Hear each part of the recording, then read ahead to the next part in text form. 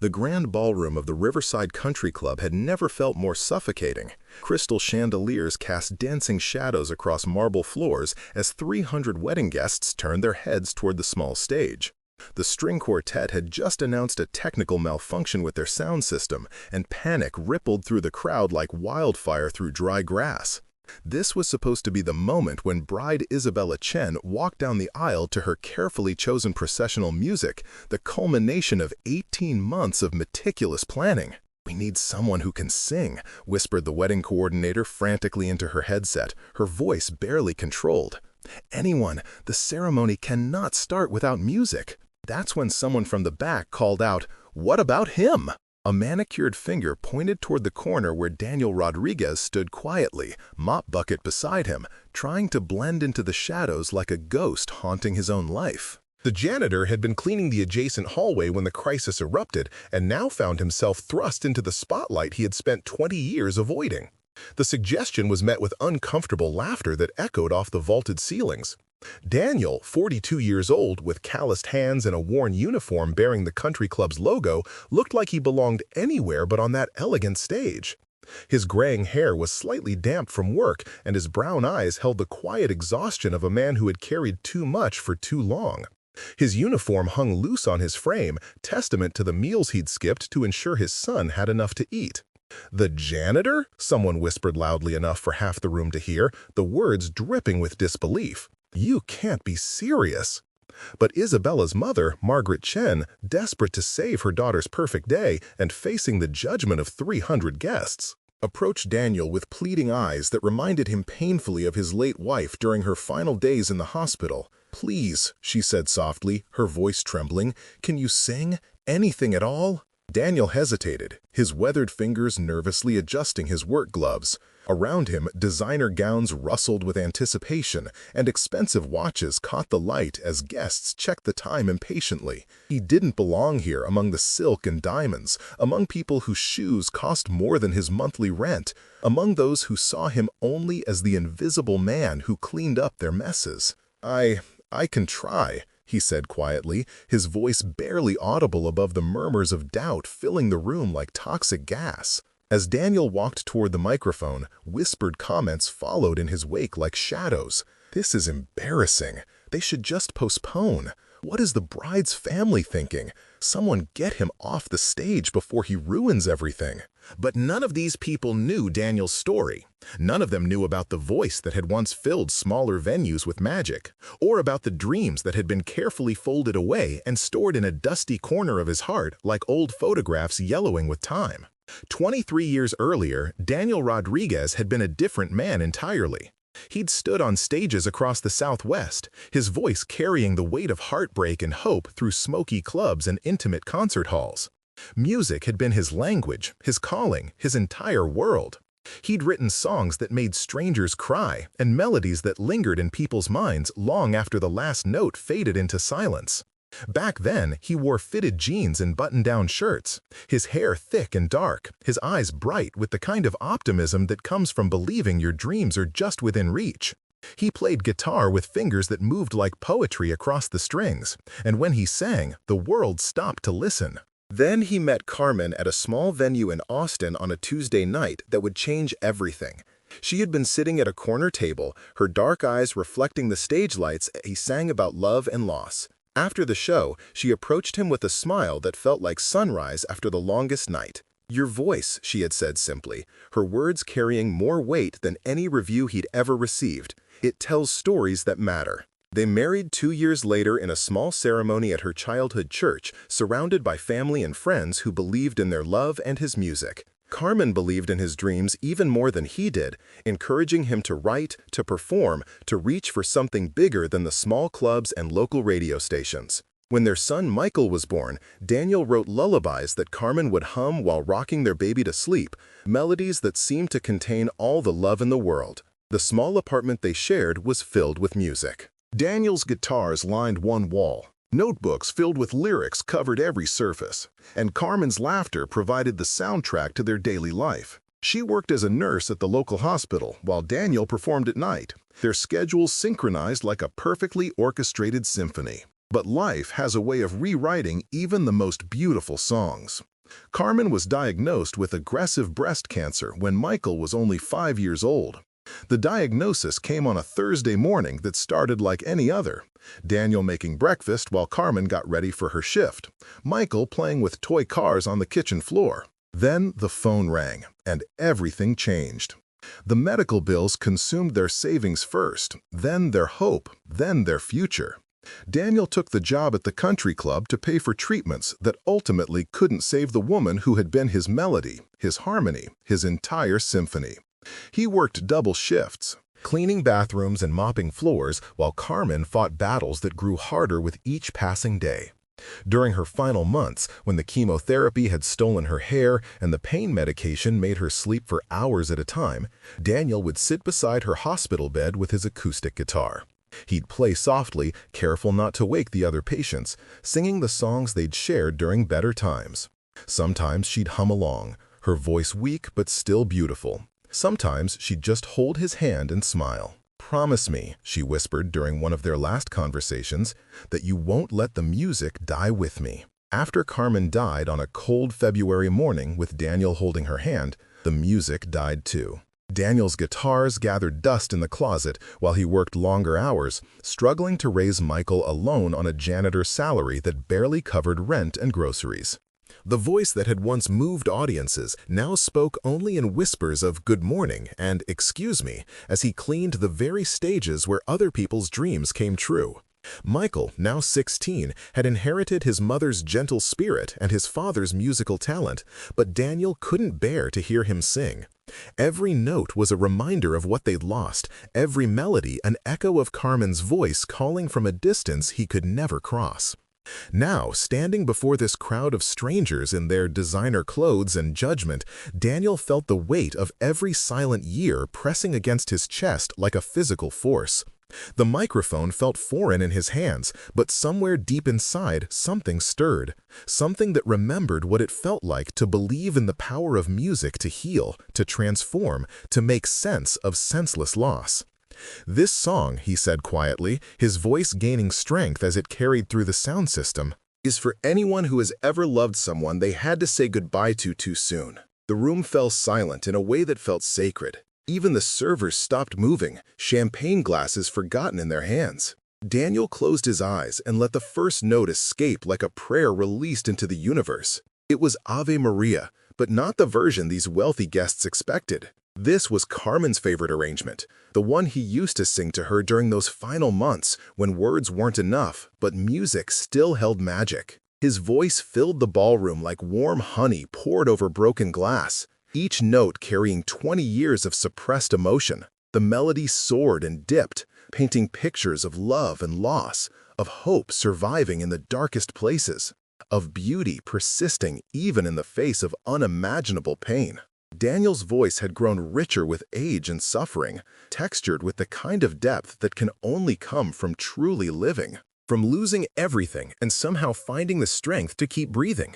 The Latin words flowed from his lips as naturally as if he'd been singing them every day for the past 2 decades. Ave Maria, gratia plena.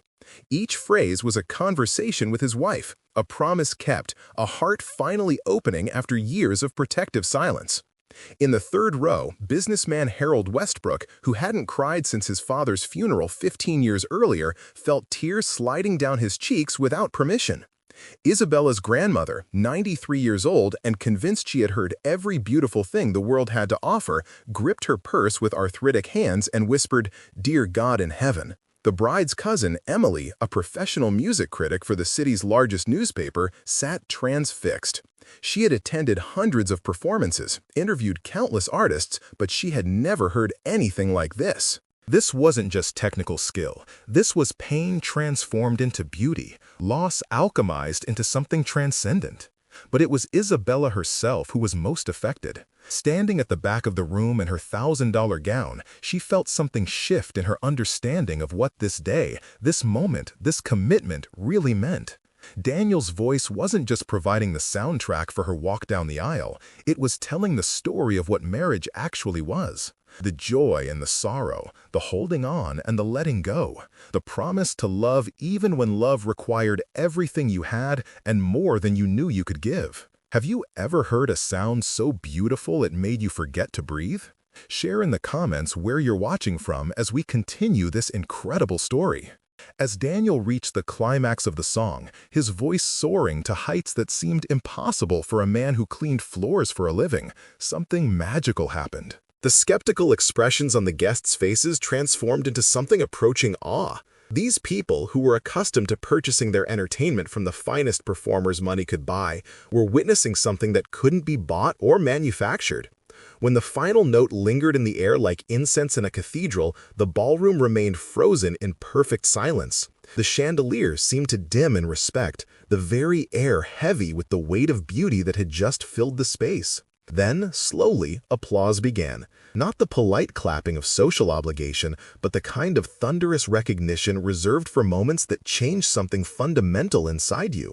People rose to their feet without conscious thought, their expensive jewelry glinting in the light as they applauded not just the performance, but the courage it took to be vulnerable in front of strangers. "Thank you," Daniel said simply, his voice now hoarse with emotion. Stepping back from the microphone like a man awakening from a beautiful dream. But the story was far from over.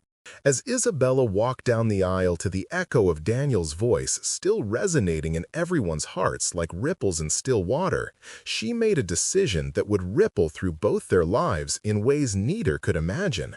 Each step toward her future husband was accompanied by the memory of Daniel's voice, reminding her that love, real love, was about more than the perfect dress, the perfect venue, the perfect photographs.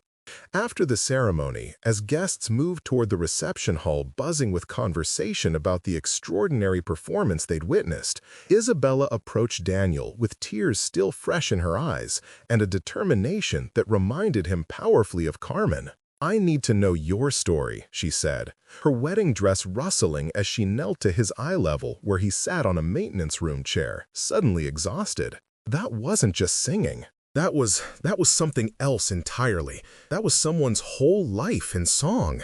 Daniel tried to deflect, to return to his invisible role as the man who cleaned up after other people's celebrations. He reached for his mop bucket, ready to disappear back into the shadows where he belonged. But Isabella persisted with the gentle stubbornness of someone who recognized something precious when she saw it.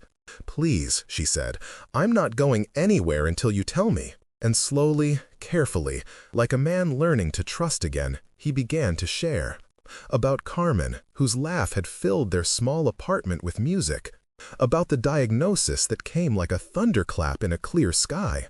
About watching the love of his life fade away despite all the songs, all the prayers, all the desperate bargains with a God who seemed to have stopped listening.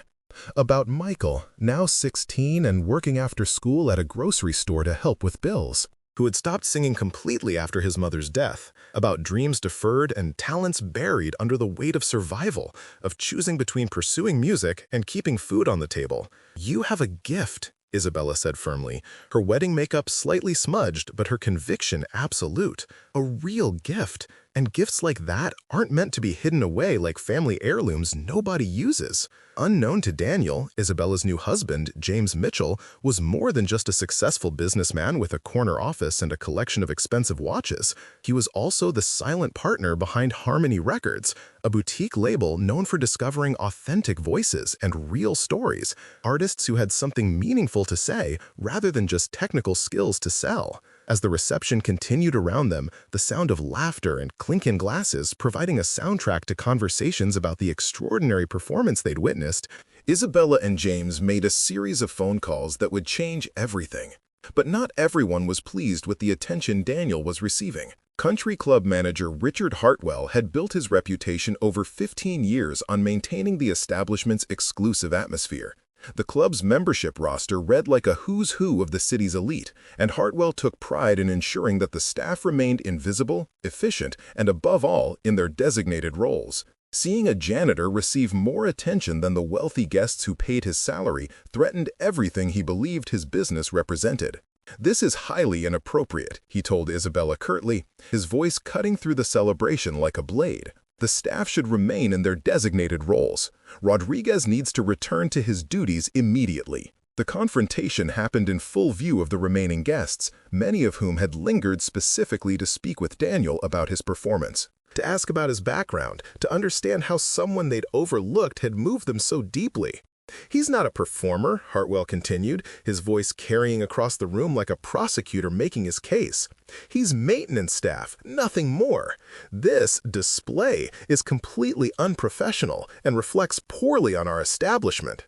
The words hit Daniel like physical blows, each syllable a reminder of every doubt that had silenced him for 20 years, every reason he had learned to make himself invisible, every societal boundary that told him to know his place and stay there. He felt himself shrinking back into the shell he'd built around his heart, ready to retreat into the safety of invisibility. Around them, conversation stopped.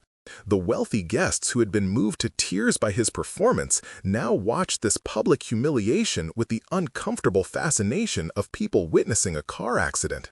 Would you have stood up for Daniel in that moment? Tell us what you think in the comments, as this story takes an incredible turn. But before Daniel could retreat into himself, before he could disappear back into the shadows where broken dreams go to die, something unexpected happened. James Mitchell, still in his wedding tuxedo, with his boutonniere slightly crooked from the evening celebrations, stepped forward with the quiet confidence of a man accustomed to making decisions that mattered. "Actually," James said calmly, his voice carrying the authority that comes from success honestly earned, "I'd like to offer Daniel a recording contract." The room erupted in whispers that sounded like wind through autumn leaves. Hartwell's face went pale as milk, his mouth opening and closing like a fish gasping for air. "I'm sorry, what?" the manager stammered, his carefully constructed authority crumbling like a house of cards in a hurricane. "Harmony Records," James continued, pulling out a business card from his wallet with the smooth motion of someone accustomed to changing lives with pieces of paper. "We specialize in authentic voices with real stories, artists who have something genuine to say, not just technical proficiency to sell. Daniel, if you're interested, I'd like to set up a meeting. Your son Michael should be there too. I suspect talent runs in the family." Daniel's hands shook as he took the card, the small piece of paper feeling impossibly heavy in his calloused fingers. This couldn't be real. Things like this didn't happen to people like him, people who mopped floors and emptied trash cans, people who had learned to keep their dreams small and their voices quiet. But Isabella wasn't finished. "There's more," she announced to the crowd, her voice carrying the joy of someone who had discovered she could change the world simply by choosing to care. "James and I have decided that instead of traditional wedding gifts, we want our guests to contribute to a scholarship fund we're establishing tonight, the Carmen Rodriguez Memorial Scholarship for single parents pursuing their dreams."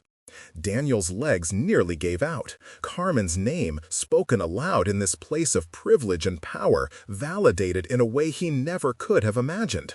For 20 years, her memory had been his private grief, his secret treasure, his reason for both giving up and carrying on. Now it would help others who faced impossible choices between survival and dreams.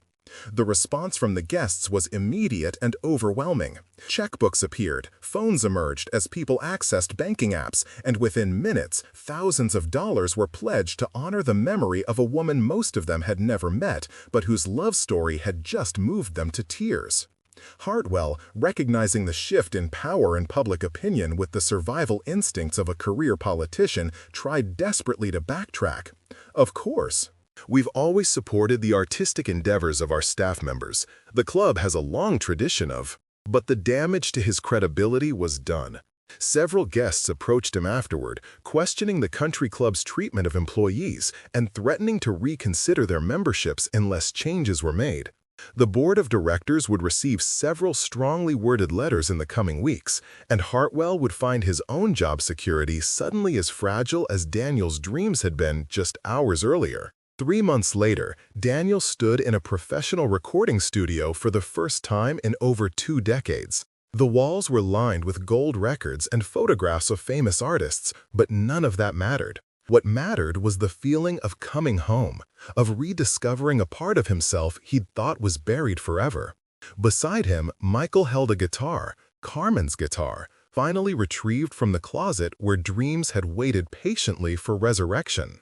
The boy had his mother's eyes and his father's musical instincts, and for the first time since Carmen's death, Daniel felt hope blooming in his chest like spring flowers pushing through snow. "Dad," Michael said softly, his voice carrying the weight of years of silence finally breaking. "Mom would be so proud." The recording sessions became a family affair. Daniel sang lead vocals while Michael provided guitar accompaniment, their voices blending in harmonies that spoke of shared loss and rediscovered hope. The songs they recorded weren't just music, they were conversations with Carmen, promises kept, dreams deferred but not destroyed. Daniel's debut album, Songs for Carmen, would go on to reach number 3 on the country charts, but the commercial success was almost beside the point. What mattered more was the letters that poured in from listeners who heard their own stories reflected in his music, who found comfort in knowing they weren't alone in their struggles. More importantly, the album opened doors for other forgotten voices, other dreams deferred by circumstance and survival.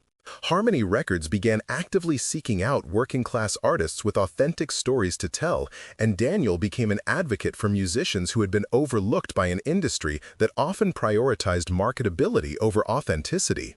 The Carmen Rodriguez Memorial Scholarship has since helped over 200 single parents return to school or pursue artistic careers. Each recipient receives not just financial support, but mentorship from Daniel and the network of supporters who rallied around his story. The scholarship has funded everything from nursing degrees to art supplies, from culinary school tuition to recording equipment. Daniel uses his platform now to advocate for working-class families and the dignity of all labor. He performs benefit concerts at community centers and schools, always remembering what it felt like to be invisible, always working to ensure that others don't have to choose between survival and dreams the way he did. He still lives in the same modest apartment where he raised Michael, though he could afford something larger now. The walls are once again filled with music. Guitars line the living room, notebooks filled with lyrics cover the kitchen table, and Carmen's photograph sits beside the piano where Daniel writes new songs each morning before the world wakes up. The country club story has become legend in their city. Daniel still tells it sometimes when young musicians ask about his journey, when people wonder how someone goes from invisible to unmistakable overnight. But he always emphasizes that the transformation didn't happen in that ballroom. It happened in the months and years that followed, as he learned to trust his voice again, to believe that his story mattered, that broken things could be beautiful. He never forgot Richard Hartwell's words about knowing his place. But he learned that sometimes your place isn't where society puts you, it's where your heart leads you, where your gifts can serve something larger than yourself, where love can transform not just your own life, but the lives of everyone listening. Michael is now studying music therapy in college, planning to work with children who have experienced trauma. He still plays Carmen's guitar, and sometimes, when Daniel hears him practicing, he catches echoes of the lullabies that once filled their small apartment with hope. The music never really dies, Daniel discovered. Sometimes it just waits for the right moment to remind us who we really are, who we were meant to be before life taught us to make ourselves small. Sometimes it takes a broken sound system and a desperate mother's plea to create the opening for something beautiful to emerge from the shadows. Family, as Daniel learned, isn't just about blood or biology. It's about the people who recognize your worth when the world tells you to stay invisible. It's about voices that refuse to be silenced, dreams that refuse to die, and the courage to sing your truth even when your hands are shaking and your heart is breaking and everyone expects you to fail. Love doesn't end with death. It transforms, evolves, finds new ways to express itself. Carmen's love lives on in every song Daniel sings, every scholarship recipient who gets a second chance, every person who hears his story and decides their own dreams are worth fighting for. Sometimes the most powerful voices come from the most unexpected places. Sometimes the person society overlooks is exactly the person who has something essential to say. And sometimes, if we're very lucky, we get to witness the moment when silence breaks and music returns to change the world. Subscribe for more powerful stories like this. And click on the video on the screen to watch the next one with a twist so powerful you'll never forget it.